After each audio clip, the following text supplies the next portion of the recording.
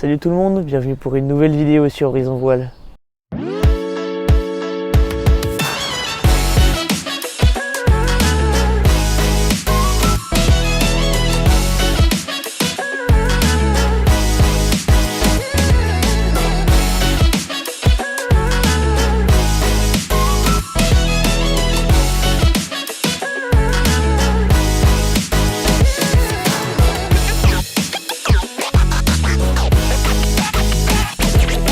J'espère que vous allez bien les amis. Aujourd'hui on se retrouve dans ma petite campagne vendéenne natale, tout simplement pour le début d'une journée incroyable. Aujourd'hui je vous explique un petit peu le programme. On part sur Paris pour la conférence de presse d'ouverture et de présentation de la Vendée Arctic Les Sables 2026. Ça se tient à la maison de la radio. Et ce qu'on fait, c'est qu'aujourd'hui, bien évidemment, je vous fais suivre toute la journée, bien sûr, donc dans cette vidéo. On va partir dans quelques instants. J'ai mon train à 7h25. Là, il est 7h16 ou 17, je crois. On a le train, le TGV, à 10h50 pour monter à Paris. Je vous fais vivre évidemment tout ça dans les coulisses. Et écoutez, c'est parti pour une grosse journée, évidemment. Avant de commencer les amis, n'hésitez pas à vous abonner, à liker, à partager comme d'habitude en masse la vidéo. J'espère que ça va vous plaire. N'hésitez pas également à me donner vos petits retours sur le vlog en commentaire. Et sur ce, écoutez, on y va pour la vidéo. C'est parti.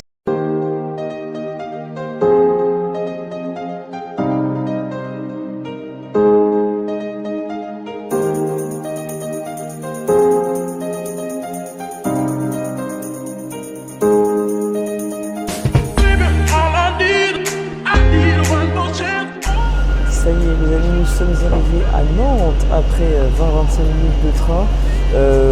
Trajet tranquille, pas de retard pour l'instant, donc on va espérer que ça continue comme ça.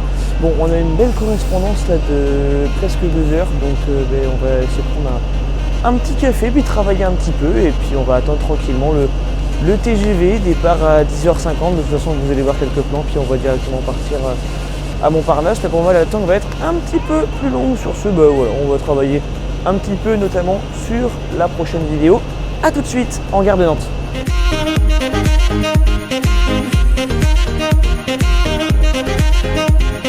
Regardez-moi ce combo de malade les amis. Tac, le petit café noisette. Le montage de la vidéo, bon alors vous la voyez, elle est sortie parce que c'est la vidéo de ce week-end, du week-end dernier plutôt. L'équipe, ça c'est pour tout à l'heure dans le train. Et la vue sur Nantes, voilà, magnifique. En attendant le train, on est servi.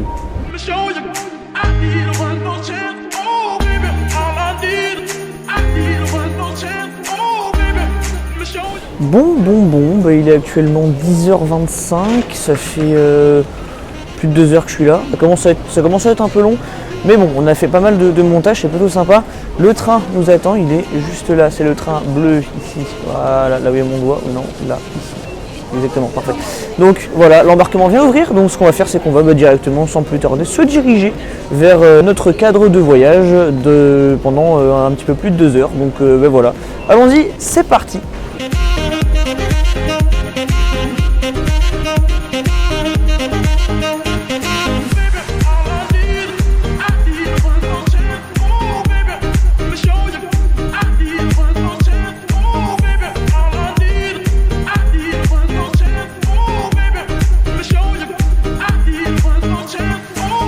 Et bien voilà les amis, bien arrivé à Paris, c'est après 2 bonnes heures de train. Bon voilà, pas eu de retard, on a même eu de l'avance, c'est assez rare pour être souligné, donc voilà, évidemment à retenir. Et là, écoutez, on va se diriger tranquillement, mais sûrement, vers l'avenue du Président Kennedy et la maison de la radio.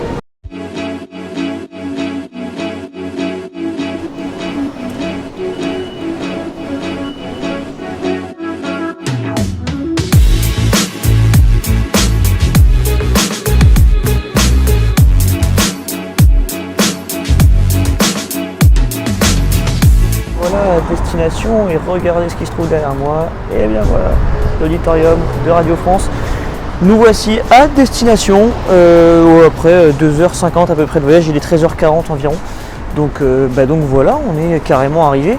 et donc ça devrait ouvrir d'ici une vingtaine de minutes. Donc on va aller tranquillement se diriger vers l'entrée, sur une petite balade sur les quais de la Seine, et puis ce sera parti pour cette magnifique expérience.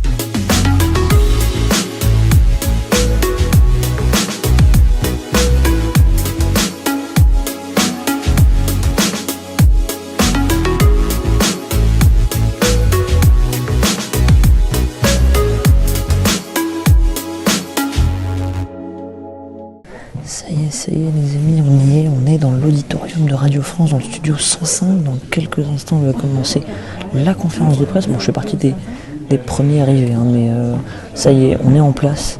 Et c'est là où on se rend compte qu'on est vraiment dans le vif du sujet, quoi. On est arrivé avec les teams, des skippers et tout. J'ai croisé Arnaud Boissier dans le métro, c'est assez énorme. Mais ça y est, on est bien dedans là, et ça devrait commencer d'ici une petite demi-heure. Ça va être quelque chose d'assez incroyable, je pense. On va voir tout ça, mais ça va être vraiment bien géré. Donc voilà, écoutez, sans plus attendre, je vous envoie les rushs de la conférence, parce que je pense que je ne reprendrai pas la parole d'ici là. Donc voilà, je vous mets les petites images qu'on a tournées pendant la conférence. C'est parti.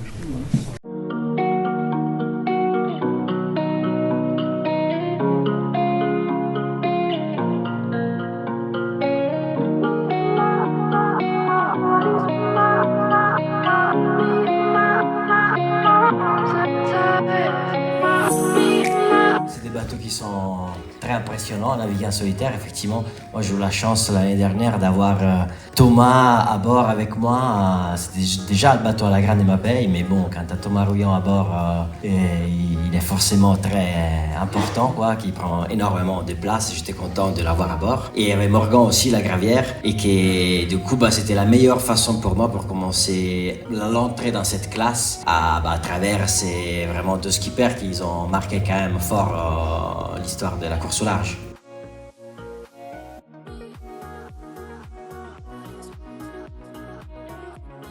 Ça se passe super bien, ça se passe de façon express, hein. Je pense comme tous les projets, c'est une vie à 10 000 à l'heure mais qui est trépidante. Moi j'apprends cette année à naviguer en solitaire sur ce bateau, donc j'ai appréhendé l'année dernière en équipage et en double beaucoup avec Yann Eliès. Comme beaucoup de marins, on est quand même bien accompagnés dans nos projets et on a tous un mentor. Donc moi j'ai eu la chance d'avoir Yann, avec qui j'ai énormément appris. C'est un marin assez exceptionnel qui m'a appris justement à naviguer en bon marin et à savoir utiliser ces machines qui sont hyper développées en termes de technique et de technologie.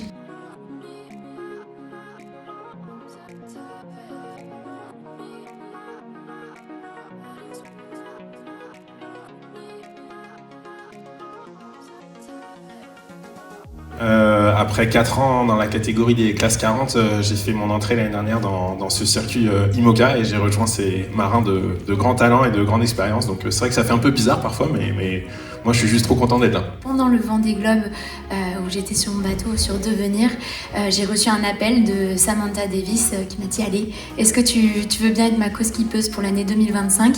Et puis après, les choses se sont faites, on a navigué ensemble en équipage et cette année, je reprends le flambeau d'Initiative Cœur.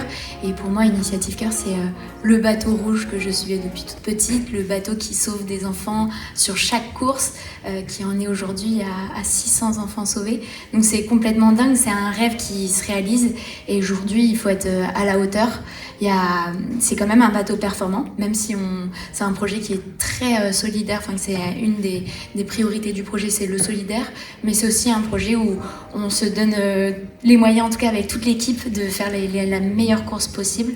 Donc merci au sponsor K-Line et les Chocolats du Cœur et puis aussi j'ai énormément de chance de naviguer avec Samantha Davis sur toute la partie préparation. Elle me partage beaucoup de conseils.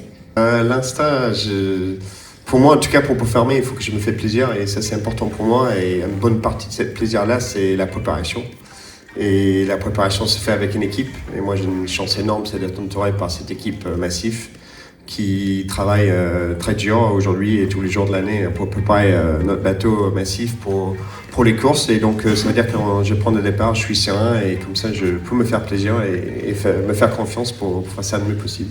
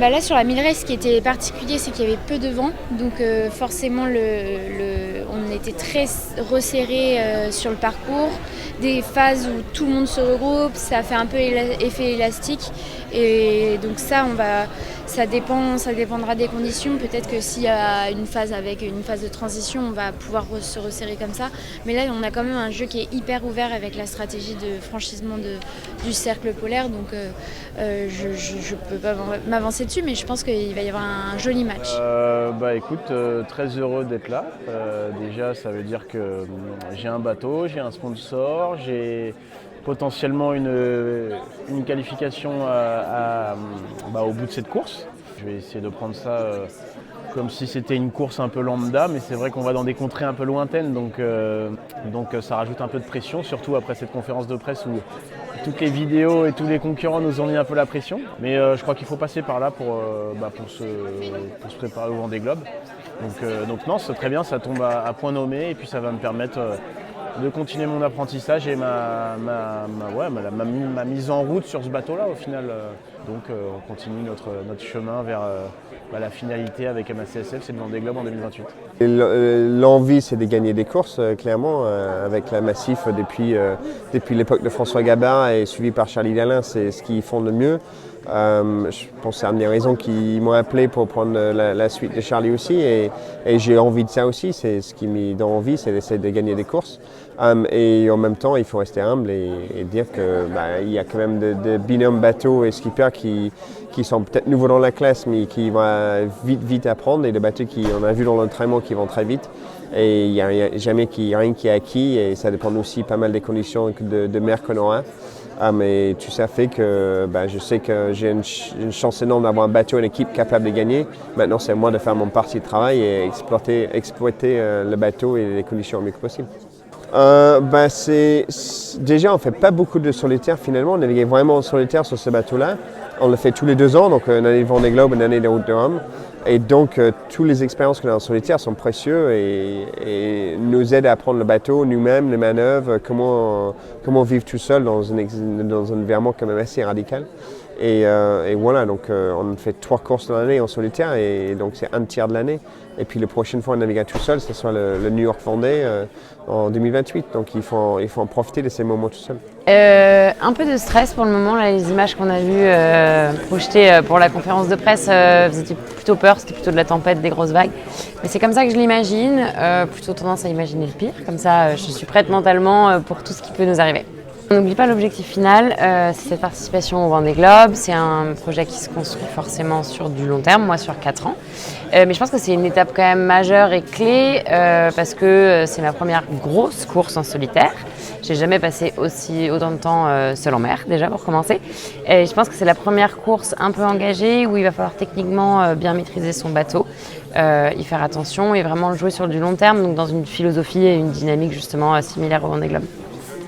C'est compliqué encore de parler d'objectifs aujourd'hui. Moi, je suis dans une phase d'apprentissage de mon bateau en solitaire. Par contre, je suis grande compétitrice, donc forcément, je n'y vais pas juste pour prendre le départ des courses et franchir les lignes d'arrivée. Je pense que j'ai quelques bateaux de référence contre qui je peux me comparer, même si on n'a pas les mêmes bateaux. Il y a notamment Corentin, Violette, Francesca, contre qui je me suis d'ailleurs battue au cours de la 1000 race au coude à coude.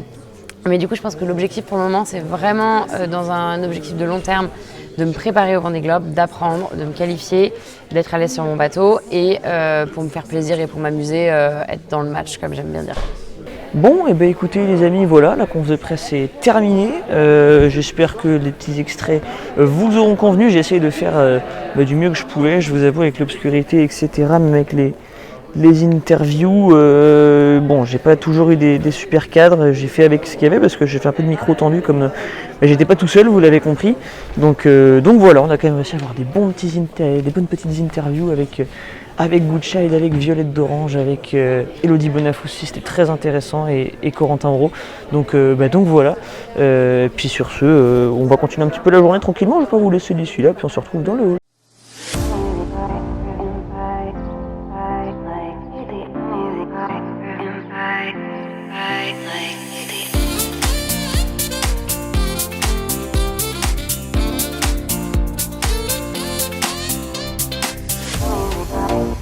Bye. voilà les amis, ça y est, la conférence de presse est terminée. Je sors tout juste de la maison de la radio. C'était une sacrée belle expérience, hein, franchement. C'était incroyable, j'ai pu voir beaucoup de monde et interviewer aussi pas mal de gens, parler un petit peu avec du monde, avec un peu le monde de la voile, parce que on a beau dire et beau faire, mais c'est aussi comme ça que ça se passe. Mais vraiment c'était génial. Écoutez, là je me redirige tranquillement vers le RER et on va voir. Je pense que je vais m'impro une petite sortie sur Paris, parce que bon, en fait j'ai le train qu'à 20h24, donc logiquement voilà, on va aller se faire un petit truc. Je pense qu'on va aller se faire un petit kiff, on va aller voir la Tour Eiffel ou le Trocadéro, et puis après on se dirigera tranquillou vers la gare. Voilà, on va se faire ça. A tout de suite, je sais de vous prendre quelques plans puis de vous les inclure histoire de bien conclure le vlog. Et écoutez, c'est parti.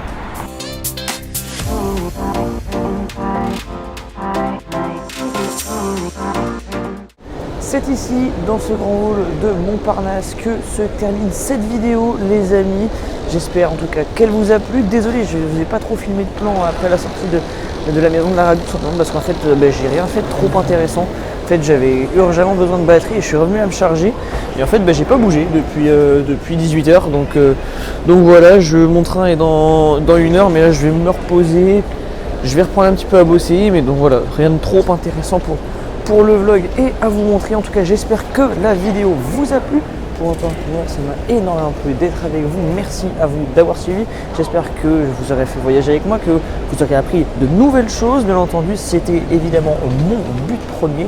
Le but également, c'est que vous ayez pu découvrir le parcours de cette Vendée Arctique, ainsi du coup que les ressentis des skippers. Merci évidemment à eux pour leurs interviews. Violette d'Orange, Corentin Auro, Elodie Bonafous et Sam Goodchild, pardon. Si ça vous a plu, en tout cas, je compte sur vous. N'hésitez pas à vous abonner, à liker, à partager évidemment, et n'hésitez pas à me dire en commentaire si vous voulez que je vous fasse des vidéos de présentation de la flotte. En tout cas, moi ça me branche bien.